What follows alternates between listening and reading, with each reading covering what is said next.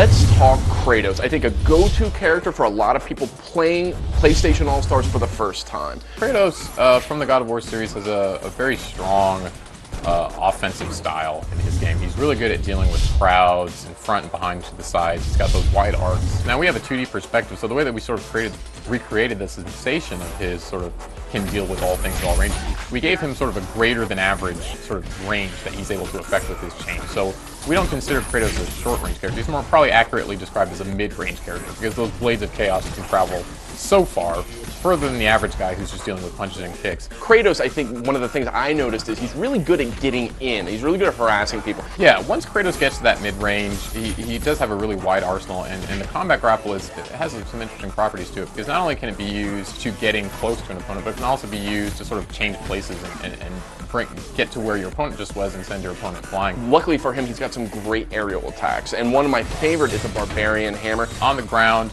has a long wind-up. It does pretty good damage when it does finally land. Another thing, he's got a counter. That's not something you see in that much in PlayStation All-Stars. He's unique in that respect. He can do it in midair or on the ground. Golden Fleece is a little more predictive-oriented in PlayStation All-Stars. It's something that you use in anticipation of an oncoming attack when you're really, really sure that that attack is going to come. Pretty mobile character, too. He's got these Icarus wings. Not only can you use that to push characters up in the air, juggle them, you can use it in midair. As we know, all the characters on the double jump, he's essentially got a triple jump.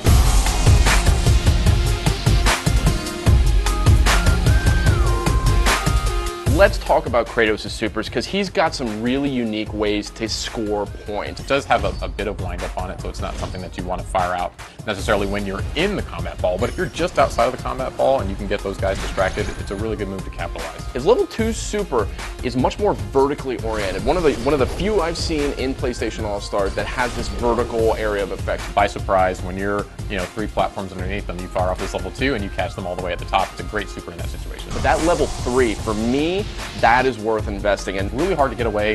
You can maybe get away on the first attack. You're not going to get away from that second attack. And the sort of limit on how many kills Kratos can get is really based on how good that Kratos is with leveraging that power. It's all about evening the odds and getting those points with supers. So with Kratos, when it comes down to Kratos, what kind of character, what kind of fighting game fan do you think is a good fit for Kratos? Players are going to gravitate towards Kratos, are going to be the ones who like a medium range game, who like a character who has a wide level of functionality, has really cool combos. If you like stringing together combos and looking like you're creating these beautiful sequences of attacks, I think Kratos is going to be the character for you.